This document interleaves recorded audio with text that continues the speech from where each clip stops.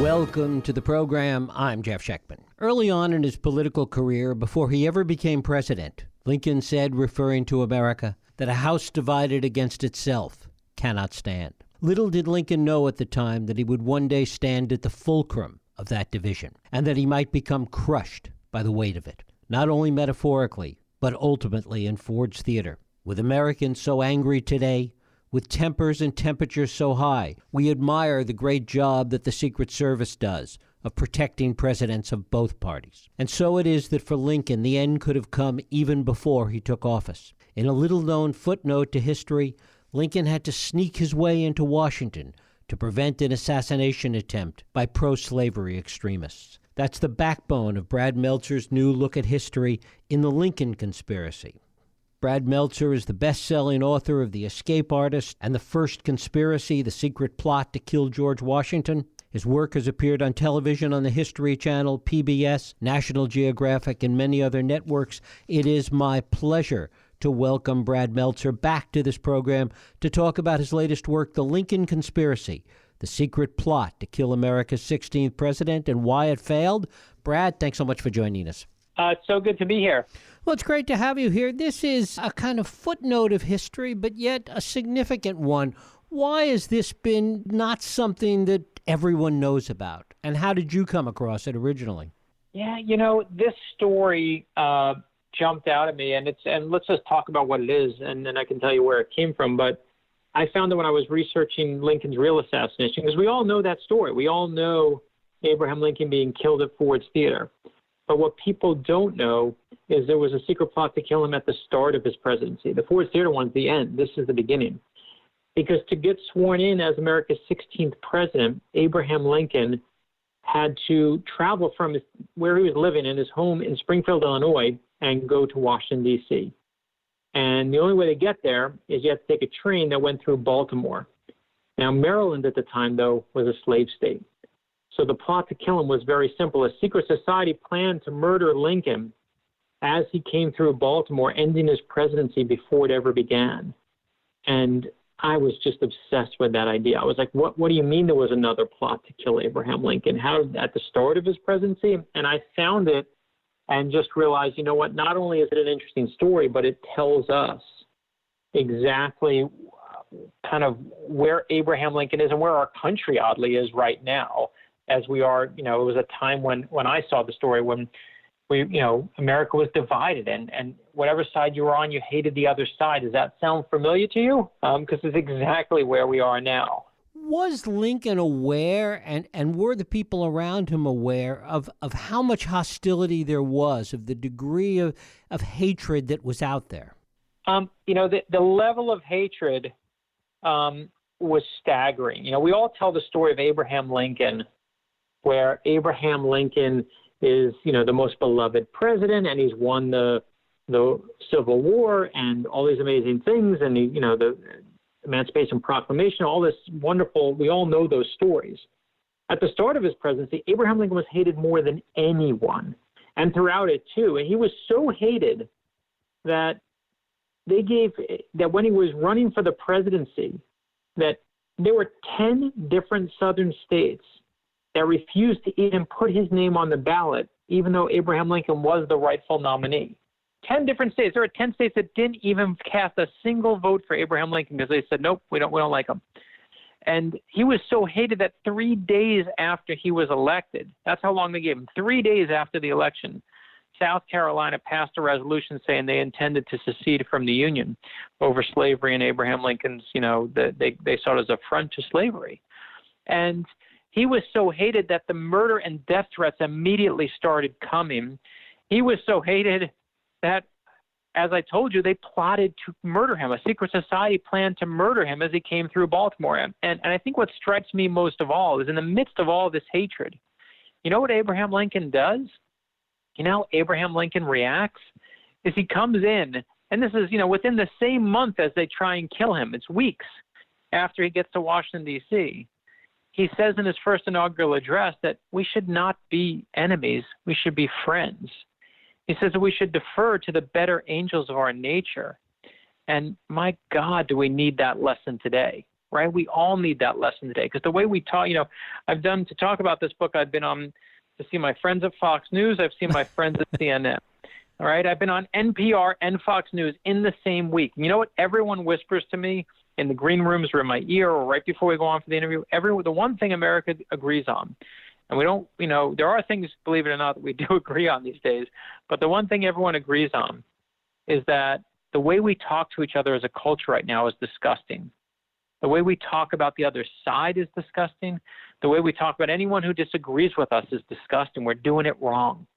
We're doing it wrong. We need to defer to the better angels of our nature. And Abraham Lincoln knew that. You don't find, that's what leadership is, right? Leadership isn't about being in charge.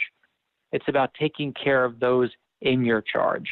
And yet, with all of it and all the similarities to today, there is reason for hope, because there was that hostility, and arguably it was even worse than today in some respects. And somehow we got through. We got through to the other side.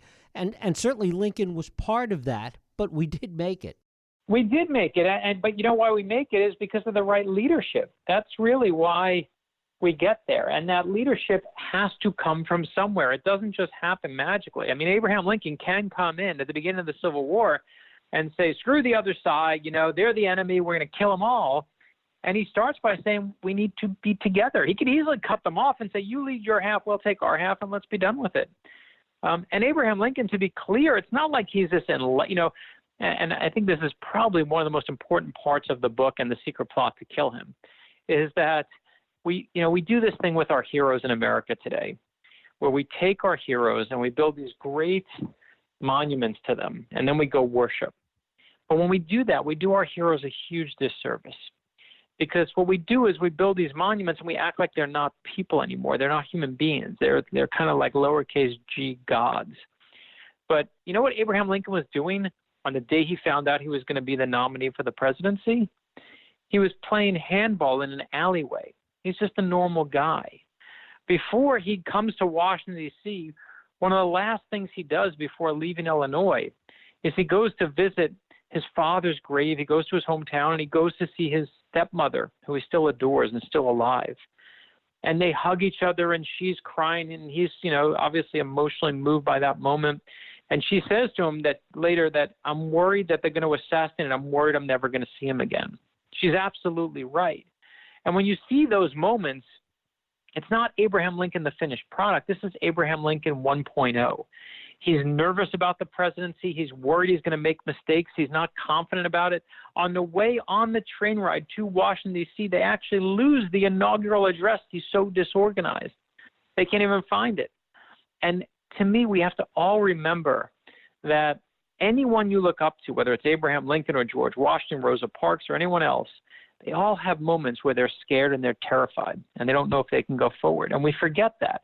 And to go forward as a country, I tell you that story simply to answer your question, is Abraham Lincoln doesn't come in and know the right answers. He doesn't know exactly how to do it. There are some people who say that his inaugural address, the first one he gives, is actually too timid on the South. He needs to be stronger. He doesn't come in and say, I'm going to stop slavery. He actually, in the beginning, says that, you know what, if you have slavery in your state, you can keep it.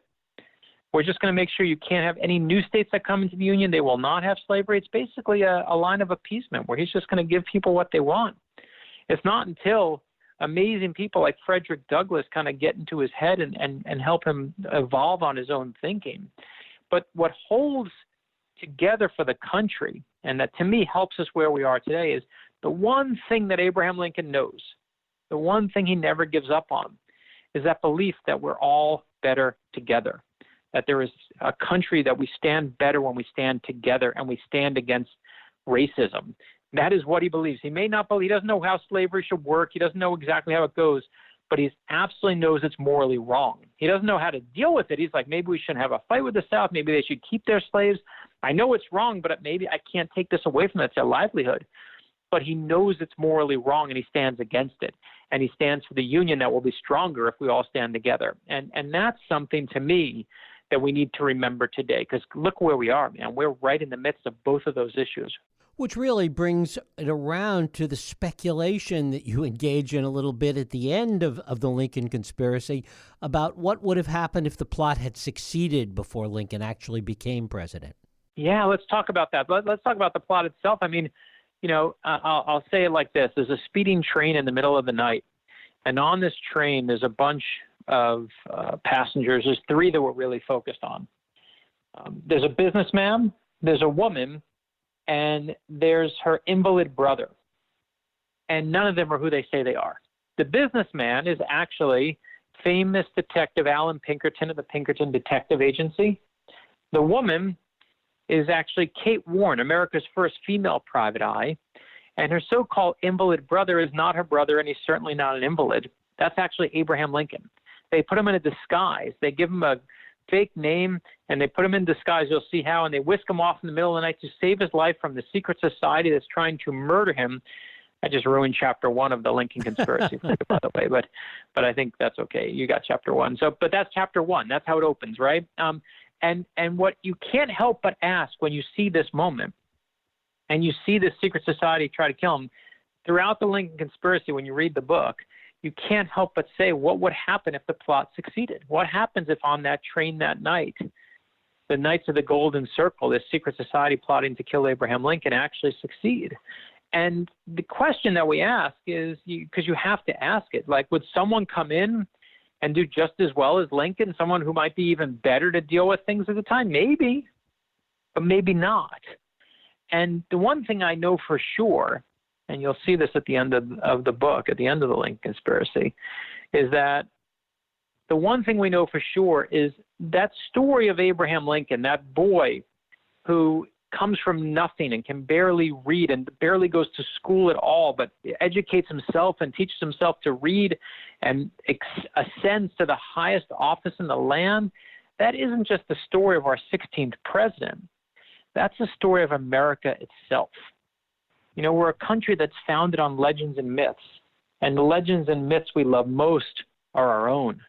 And God knows what the outcome of the Civil War is if Abraham Lincoln dies, but I do believe we lose one of the great icons that informs the American ideology itself. The other thing it reminds us of, and this also brings it back to the present day, is that nothing about our history necessarily was preordained, that decisions matter, that leadership and people in those positions matter, and the things they do and the things they say really shape the outcome. Listen, one of the reasons why we wrote this book, Josh mentioned, he was our executive producer on our History Channel TV show, and he's an award-winning documentarian, an incredible researcher. And one of my favorite scenes in the whole book is this moment where Abraham Lincoln is told for the first time that there's a plot to kill him. And they approach him, and he's in the hotel room in the middle of the night, and they say, "Sir, there's a plot to kill you. We think they're going to, we got to get you out of here." And they say to him, Lincoln says, "I have a big event in Philadelphia tomorrow." And they said, we're going to skip that event in Philadelphia. We're going to get you to Washington, D.C. a day earlier. We're going to save your life. And Abraham Lincoln says, "I'm not missing the event in Philadelphia." And they're like, "What are you talking about?" He says, "I'm not missing the event in Philadelphia." And you want to know why? Because here's what's happening in Philadelphia the next day. They are honoring the birth of Abraham Lincoln's heroes, one of them, a man named George Washington. And no way is Abraham Lincoln missing the event to honor George Washington. And what's so great is Josh Mensch was able to find the speech that Abraham Lincoln gives that day. And he does go to Philadelphia. He risks his life to go there and finds the speech that Abraham Lincoln gives. And he says in that speech that all of us, that equality is something that everyone must have, that if the country can't stand for that, then he basically pauses a long moment, and he says, "You might as well assassinate me on this spot right now." And what we know when you read the book is that Abraham Lincoln knew there was a plot to kill him when he says those words, "Assassinate me on this spot." He knows those words, but he feels like this country must stand for something bigger. It must stand together. It must stand for what's morally right. That idea that you can just serve as part of the nation and not the other, that everyone doesn't have what he calls an equal chance. We all must have an equal chance, or else we don't have America. That matters. That's what we're fighting for. right? We're fighting about that moral, horrible, thing that everyone's arguing over, which is slavery, right? Half the country thinks that you can read. People say today, "Oh, the Civil War is not about slavery." You are wrong. You are wrong. Read the documents. The documents from South Carolina literally say we are seceding because the other side thinks that black people are equal to white people, and they are a lower creed. They are a lower race. That's what it says. And that's what we're fighting about. That's what the Civil War is about. And Abraham Lincoln will not stand for that. He may stand for the economic impact of it. He may stand for, hey, I don't know how to really end slavery. I don't know whether I should end it in your territory. But he knows it's morally wrong. And who you elect matters. Elections matter. And leadership matters. And when you don't have it, that's when you have where America is today, where we don't stand together. And we're, again, Ronald Reagan said it best, right? Are you better now than you were 4 years ago? I mean, I don't know look around. It's a crazy time right now. One of the things that this brings up is a debate that seems to go on periodically in the body politic about whether change comes from the bottom up or the top down, whether grassroots efforts are enough without the kind of leadership that you talk about vis-a-vis Lincoln. Talk about your thoughts on that. Well, that's a really good question. In all the interviews, no one's asked me that one yet, and I appreciate the thoughtfulness of that. And I'd say it like this. It's kind of like cable television, right? We all want to blame the media because of all the crap that's on television. And that's right. There is a lot of garbage every day out there, but you can't just serve garbage and expect everyone to eat it. The only reason it gets eaten is because there's an appetite for it. And as long as there's an appetite for it, people are going to keep serving it. So to me, it's a chicken or the egg game. I firmly believe you cannot just from on high, things don't just come from nowhere.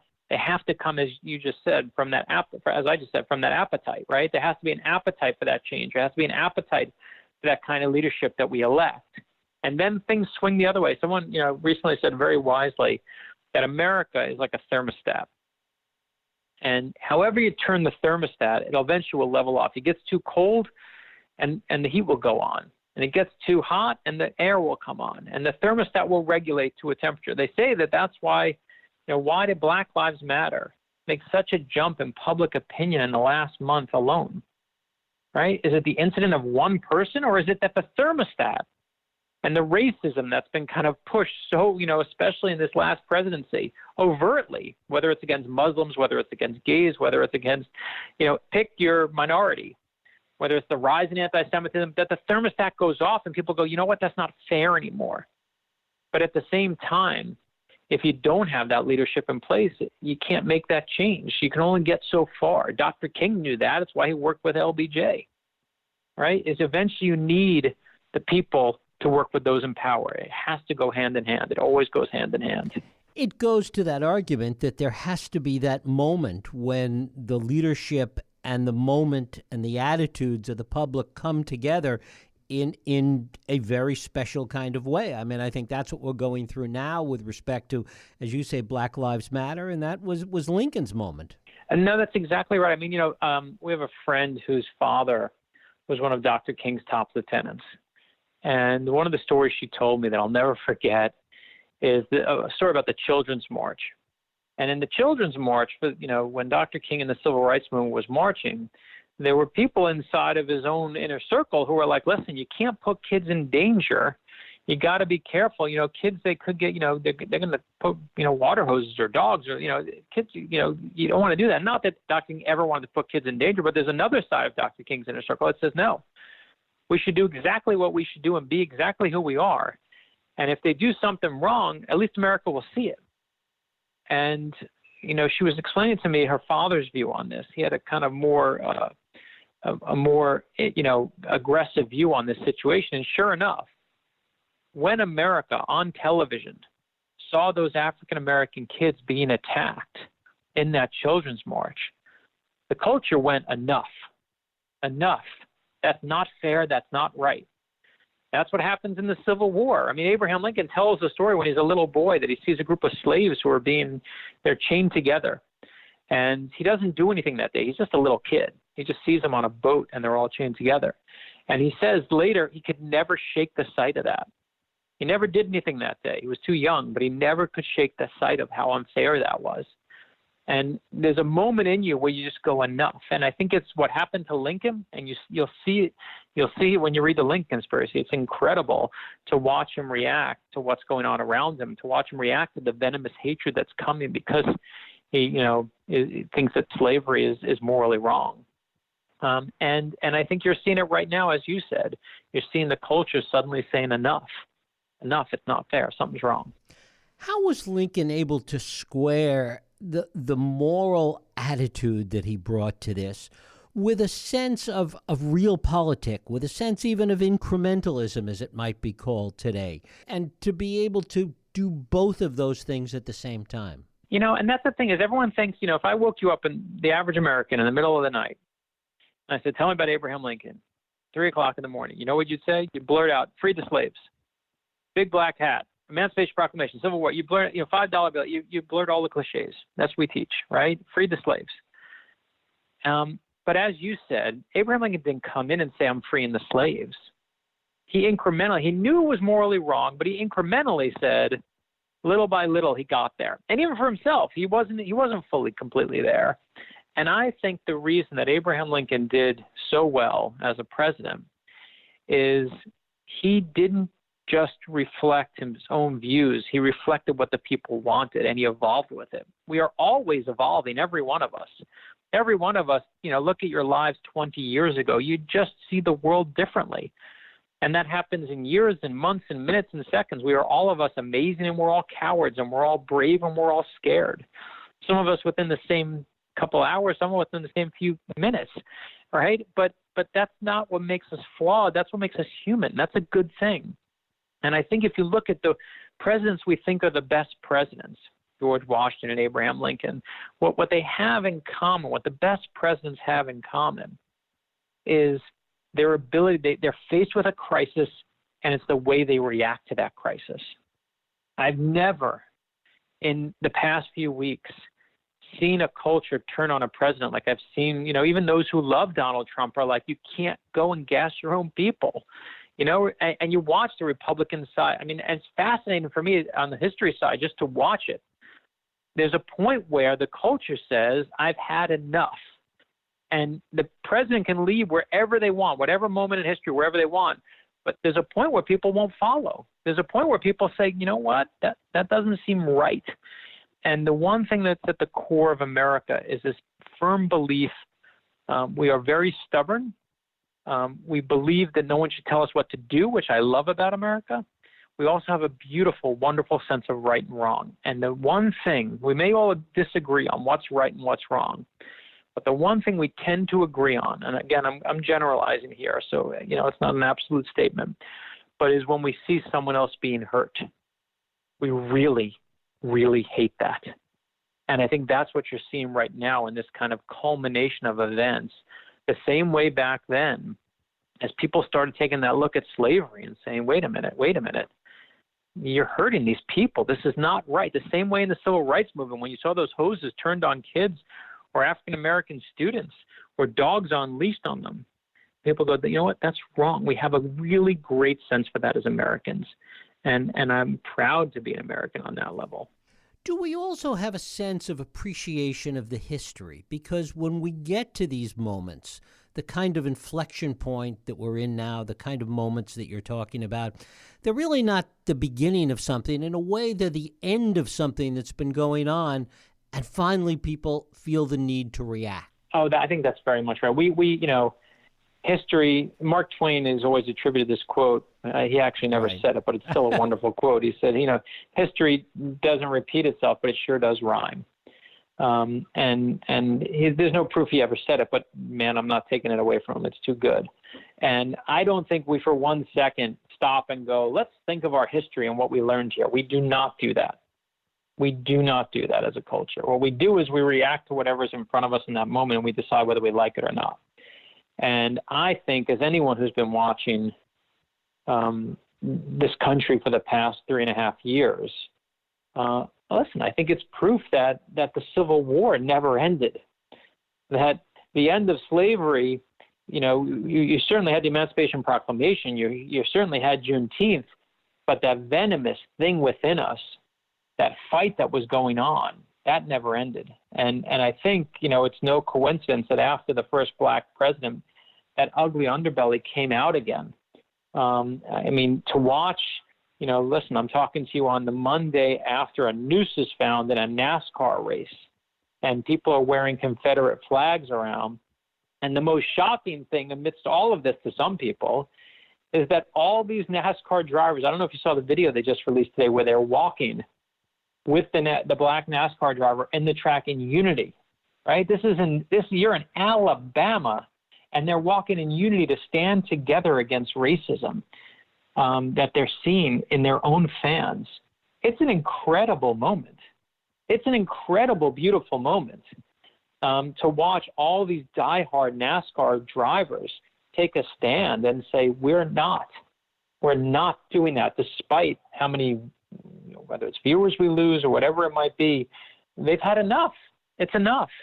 And it's not because they look back and go, well, in the civil rights movement, I was thinking about them. No, it just doesn't seem right. It doesn't seem fair. And that's when these big shifts happen, whether it was the 60s in the civil rights movement, whether it was 1865 in the Civil War, pick your moment. But it's because Americans stand and look around and take a breath and go, we've had enough. Brad Meltzer, his book is The Lincoln Conspiracy, the secret plot to kill America's 16th president and why it failed.